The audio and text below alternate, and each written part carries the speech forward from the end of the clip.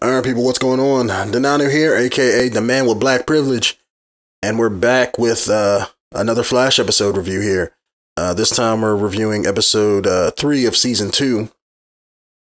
And in this episode, it was pretty cool. You had a lot of sort of, familiar faces come back. You had Captain Cold, his sister, and that's who...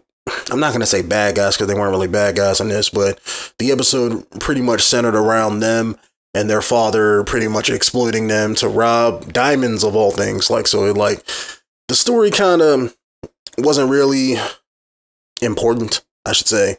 They did kind of build up the bromance between Captain Cold and the Flash, so that was the crux behind the episode. It was pretty much them two getting a bromance, and Cisco and Captain Cold's sister having like a heart-to-heart, friends moment because he helped her out with something in the episode. I don't want to spoil anything, but pretty much their dad was using Captain Cold by exploiting his sister. And Cisco helped her out, which allowed Flash and Captain Cold to stop their dad. So that's what that's what she got helped out with. But it was pretty cool. Like this episode had a lot of neat things about it. I remember in the beginning, the first 5 minutes of the episode, you had Iris jump out of a window because Barry told her to. I thought that was a pretty funny thing to do. But you also had a lot of weird little things that irk me.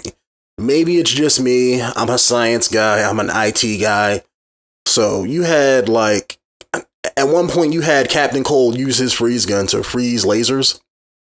And I don't even think that's technically possible. I know I feel kind of wrong saying that, given that this is a Flash episode, talking about metahumans and superhumans with powers, parallel dimensions and all that. But that was one thing. As soon as he did it, I had to I was kind of taken aback. Did I just see that bullshit? Because you can't freeze lasers at all. I mean, it was a great visual moment in the episode because he put up his hands and kind of walked through them and broke the laser beams as he was going up. But you can't freeze, light. You can't. I think it's physically impossible to freeze it like they did in the episode. I think even in real life, scientists can freeze light, but they froze it for 16 seconds. That's it. Whereas in this, the way that it looked like it froze, looked like it was water dripping out of a faucet and it freezing. So it formed a solid line you can break. That's not how light works. Light isn't a solid object. But anyway, great visual thing for the episode, though. That was pretty cool. You had pretty much Barry committing crimes in this episode. That was also pretty cool. You had him, he had to work with Captain Cold and his dad in order to break into this building to try to get these diamonds for his dad. And Captain Cold's dad, who's played by what's his name?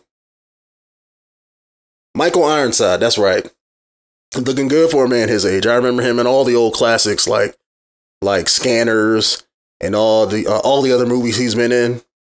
Also, the voice of Sam Fisher for you guys who don't know from Splinter Cell, the older ones, not the recent one, but always lovely to hear his gravelly voice. So he was pretty cool in the episode. He played pretty much like a excuse me, got this cold that's kicking my ass, but he pretty much played this career criminal who, for the most part, didn't have the same compulsions that, let's say, Captain Cold did about not killing people. Captain Cold is more of a professional where he feels like, okay, I'm good enough to do it without just randomly killing people. And if I got to do that, then I feel like it's beneath me. So that's why he, really doesn't have to kill people because he's smart enough to do it without doing it. He sees it as a challenge that he has to overcome.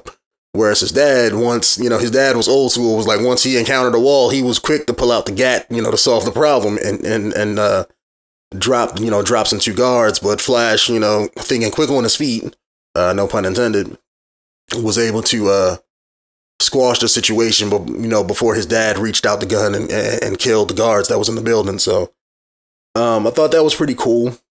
You know, seeing how, you know, the superhero has to play behind the scenes, because he wasn't, you know, acting as the Flash doing this. He, you know, like he was playing, he was trying to get next to Captain Cold so he can help him out during the whole situation. So he wasn't in costume or nothing, so he had to kind of hide his powers when he did it. Also, towards the end, you also had a lot of sort of lovey-dovey moments with Joe and his whole situation with his, I think his ex-wife. I don't know if they said they were divorced or not. I think they are. But basically another subplot in the episode.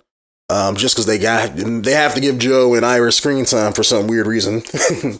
But you basically had her mother come back.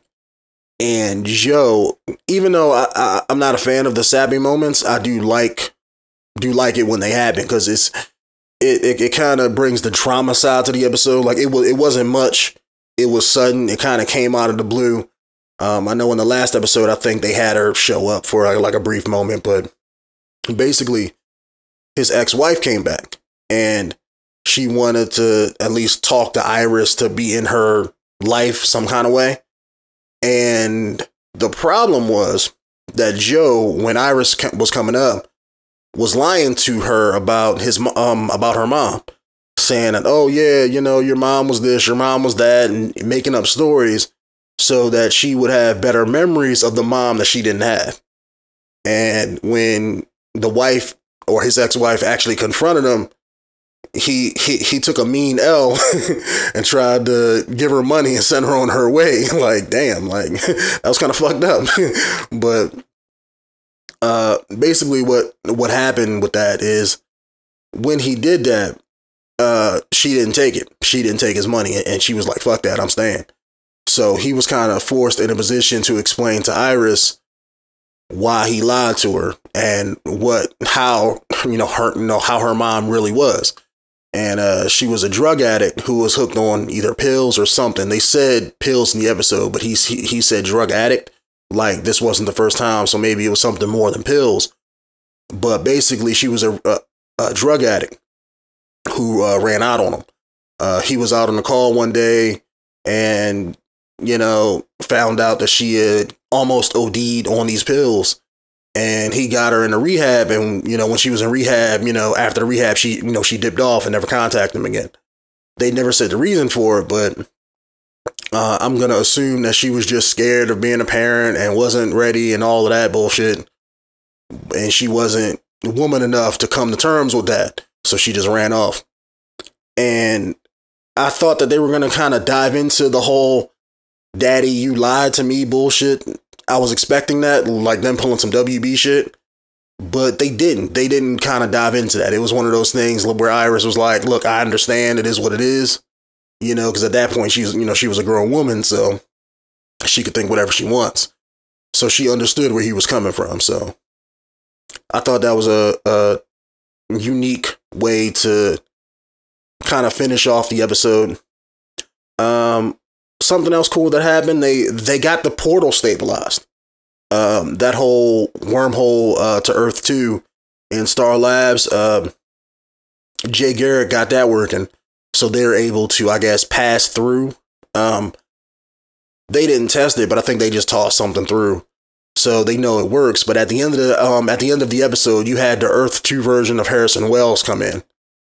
So I can't wait for the next episode. That's going to be a very big reveal that they're gonna have to deal with. I know they're probably gonna go through the whole trope of, oh no, Harrison Wells is back and he's evil and shit, but I know they're gonna run through that in the next episode because that's how TV is. But I think this Harrison Wells, although I don't think he's gonna be as, let's say, evil as he was in season 1, even though that wasn't really Harrison Wells, but you know, the image of him, I should say, was evil. But I don't think this one is going to be evil like that, but he does seem kind of shady. They only showed him like once, I want to say, it was either in the first episode or the second episode where they showed him for like a couple minutes, but I really did like his character. So I'm glad that they found a way to rewrite him in and to keep him in as a character. So they're going to probably bring him in, and they're going to probably assume that he's evil, but he's probably not. But then later on in the season, he might do something shady.